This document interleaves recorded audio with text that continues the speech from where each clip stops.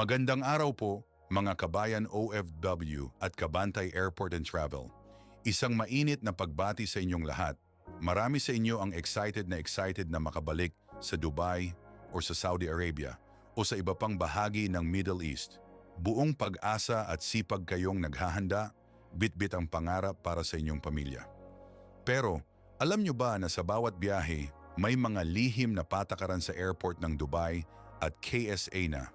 Kapag hindi nyo nalaman at nasunod, ay pwedeng maging sanhi ng matinding abala, pagka-offload o mas malala pa, legal na problema. Hindi ito simpleng airport rules lang na nakasanayan natin sa Pilipinas. Iba ang kultura, iba ang batas, at higit sa lahat, iba ang pagpapatupad nito. Sa videong ito, ibubunyag natin ang seryos pinakakaraniwang pagkakamali na nagagawa ng ating mga OFW sa pagdating sa Middle East at paano ninyo ito maiiwasan ngayong 2026. Manatili po kayong nakatutok dahil ang bawat impormasyon dito ay ginto para sa inyong ligtas at walang abalang biyahe. Ang una at pinakakritikal na pagkakamali ay ang pagdadala ng gamot na walang tamang reseta o, mas malala pa, mga gamot na ipinagbabawal sa Dubai at KSA. Maraming kabayan ang sanay magdala ng over-the-counter na gamot sa Pilipinas para sa ubo, sipon, lagnat o kahit maintenance medications. Ang problema, ang mga gamot na ito na malayang nabibili sa atin ay pwedeng ituring na controlled substances o narcotics sa Middle East. Bakit? Dahil sa kanilang napakahigpit na batas sa droga na idinisenyo para protektahan ang kanilang mamamayan. Hindi nila tinitingnan kung para sa personal use lang. Ang mahalaga, nasa listahan ba ng bawal o kailangan ba ng special permit? Kung mahuli ka, kabayan, hindi lang kumpiska ang aabutin mo, kundi pwedeng humantong sa pagkakakulong. Ang solusyon? Una, laging dalhin ang iyong gamot sa orihinal nitong lalagyan. Pangalawa, kailangan mo ng valid na reseta mula sa iyong doktor, nakasulat sa English, na malinaw na nakasaad ang pangalan ng gamot, dosage at ang iyong kondisyon. Mas mainam pa kung may kasama itong doctor's certificate. Pangatlo, at ito ang pinakamahalaga, i-check ang website ng Embahada ng UAE o Saudi Arabia sa Pilipinas para sa listahan ng mga ipinagbabawal at controlled na gamot. Kung may duda ka, huwag nang dalhin. Mas mabuting maging maingat kaysa magsisi sa huli. Pangalawa, ang hindi pagdedeklara ng malaking halaga ng pera o mamahaling gamit. Maraming OFW ang nagdadala ng cash para sa personal na gastusin o para sa mga pamilya nila doon o kaya naman ay mamahaling alahas at electronics. Akala natin walang problema basta galing sa atin. Pero sa Dubai at KSA, may mga limitasyon sa kung gaano kalaking pera ang pwedeng dalhin ng hindi idinedeklara. Halimbawa, sa UAE, kung ang dala mong cash ay lumagpas sa 60,000 AED, o ang katumbas nito sa ibang currency, kailangan mo itong ideklara. Sa Saudi Arabia naman, ang limit ay nasa 60,000 CAR. Bakit mahigpit sila dito? Para maiwasan ang money laundering at terorismo. Gusto nilang malaman kung saan galing at saan gagamitin ang pera. Kung hindi mo ideklara, hindi lang ito kumpiskado, kundi pwedeng magdulot ng multa at investigasyon. Ang payo namin, kung balak mong magdala ng malaking halaga ng pera, ideklara mo ito sa customs. May form na kailangan mong punan pagdating mo. Mas mainam din na gumamit ng bank transfer o remittance services para sa pagpapadala ng pera na mas ligtas at dokumentado. Para sa mamahaling gamit, lalo na kung mukhang ibebenta, ihanda ang resibo at ideklara kung kinakailangan. Tandaan, transparency ang susi para iwas huli. Ikatlo, ang pagdadala ng mga pagkain na ipinagbabawal. Lalo na ang mga produkto ng baboy at alak. O alam kong miss ninyo ang chicharon, longganisa o iba pang paborito nating ulam na may baboy. Kaya naman karaniwan na sa ating mga OFW na magdala nito bilang pasalubong o pang-alisumay. Pero kabayan, ang Dubai at KSA ay mga bansang Muslim at ang kanilang batas ay nakabatay sa Islamic principles, kabilang ang halal dietary laws. Mahigpit na ipinagbabawal ang pag-import ng pork products at alcohol para sa personal na pagkonsumo. Kahit na sa maliit na dami lang, pwedeng itong kumpiskahin. Ang punto rito ay respeto sa kanilang kultura at relihiyon. Hindi lang ito tungkol sa batas, kundi sa pag-unawa sa kanilang paraan ng pamumuhay. Ang payo namin, iwasan na ang pagdadala ng anumang uri ng pork product at alak. Kung may gustong ipasalubong na pagkain, siguraduhin na ito ay commercially packaged, sealed at halal certified kung meat product. Mas mainam na mag-stick sa mga non-perishable at walang sensitibong sangkap. Marami namang masarap na halal food doon na pwede mong i-enjoy. Pang-apat, at ito ay napakaseryoso, ang pagkakaroon ng maling visa o discrepancies sa employment contract. Maraming kwento tayo ng mga OFW na nagpupumilit makapasok sa Middle East gamit ang tourist visa, umaasang makakahanap ng trabaho doon at ipapalit sa employment visa. Ito, kabayan, ay isang malaking pagkakamali at diretsyong paglabag sa batas ng imigrasyon. Ang resulta, pagka-offload sa Pilipinas pa lang o pagdating sa Dubai, KSA, mabilis kang ide-deport at posibleng ma-blacklist.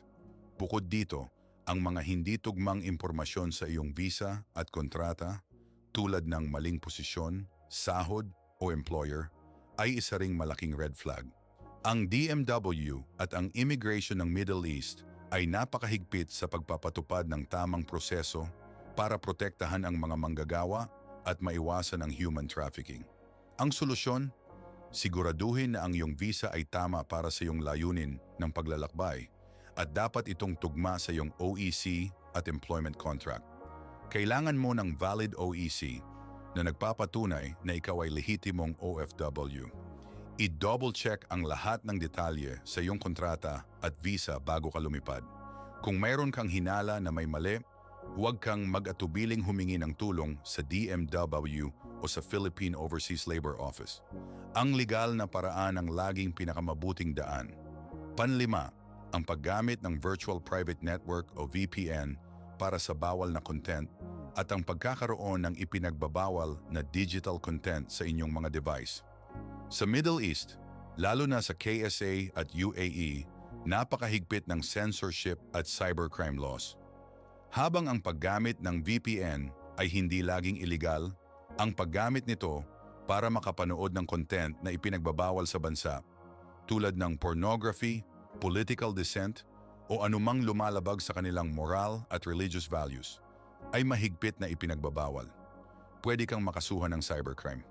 Bukod pa rito, ang pagkakaroon ng mga larawan, video, o iba pang digital files sa iyong cellphone, laptop, o external drive na may sensitibo o ipinagbabawal na content ay pwedeng magdulot ng seryosong problema kung sakaling i-check ang iyong device. Bakit? Dahil sa kanilang pagprotekta sa publiko mula sa immoral at illegal na materyales. Ang payo namin, maging maingat sa paggamit ng VPN at laging sundin ang kanilang batas. Bago ka lumipad, siguraduhin na malinis ang iyong mga digital device mula sa anumang content na pwedeng ituring na illegal o immoral sa Middle East. Isipin na lang na ang iyong digital footprint ay pwedeng masuri. Mas mabuti nang maging konserbatibo sa kung anong meron ka sa iyong mga gadget. Pang-anim, ang pagdadala ng di-autorisadong relihiyoso o politikal na materyales. Ito ay isang sensitibong paksa, kabayan, pero napakahalaga na malaman mo. Ang mga bansa sa Middle East ay may sariling opisyal na relihiyon at mahigpit ang kanilang batas tungkol sa pagpapalaganap ng ibang pananampalataya o anumang anyo ng political activism na hindi aprobado ng Estado. Kung magdadala ka ng mga libro, flyers, o iba pang materyales na may religious content na nagpo-promote ng ibang relihiyon, o may political messages na kritikal sa gobyerno, pwedeng itong ituring na paglabag. Ang intention mo man ay walang masama. Ang interpretasyon ng kanilang batas ay pwedeng iba. Bakit? Dahil sa kanilang pagpapanatili ng social order at pagprotekta sa kanilang pambansang identidad. Ang payo namin, iwasan na ang pagdadala ng anumang materyales na pwedeng bigyan ng maling interpretasyon bilang pagtatangka na mag-convert, magprotesta o magpakalat ng ideolohiya na salungat sa kanilang paniniwala. Kung mayroon kang personal na religious texts dalhin ito para sa personal na gamit lamang at huwag ipakita sa publiko.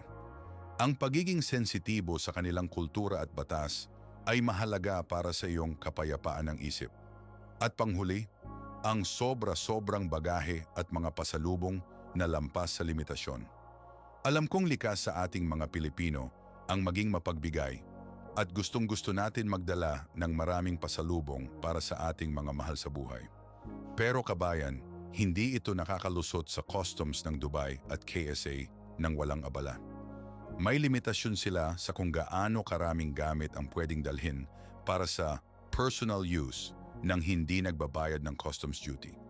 Kapag nakita nilang sobra-sobra ang dala mo o mukhang pang negosyo na ang dami, iisipin nilang ibebenta mo ito at sisingilin ka ng malaking buwes. Pwedeng maging daan din ito sa pag-imbestiga kung bakit napakarami mong dala. Ang ibig sabihin, ang pinaghirapan mong pasalubong ay pwedeng maging sanhi ng malaking bayarin o pagkaantala sa airport. Ang payo namin, bago ka lumipad, i-check ang baggage allowance ng iyong airline at ang customs regulations ng Dubai at KSA para sa duty-free limits. Kung talagang marami kang dadalhin, mas mainam na ipadala ito via cargo o balikbayan box. At kung may dala kang high-value items, ihanda ang resibo at ideklara kung kinakailangan. Tandaan ang pagiging organized at informed ay makakatulong para maiwasan ang anumang surprise sa customs.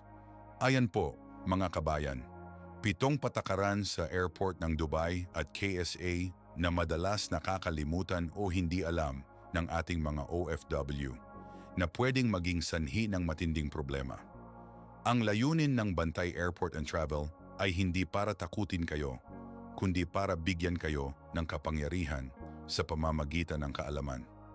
Tandaan ang pagiging handa at pagiging maalam sa batas ng bansang pupuntahan mo ay ang pinakamabisang paraan para magkaroon ng ligtas at walang abalang biyahe. Huwag balewalain ang mga impormasyong ito, lalo na ngayong 2026 na mas nagiging digital at mahigpit ang mga proseso sa airports. Kung mayroon kayong mga katanungan o nais ibahagi na karanasan, i-comment lang po sa ibaba. At kung nakita ninyo ang halaga ng videong ito, huwag kalimutang i-like, i-share sa inyong mga kapwa OFW at mag-subscribe sa Bantay Airport and Travel para sa mas marami pang practical na gabay. Maraming salamat po sa inyong panonood at hanggang sa susunod na edisyon ng Bantay Airport and Travel. Ingat po tayong lahat sa biyahe.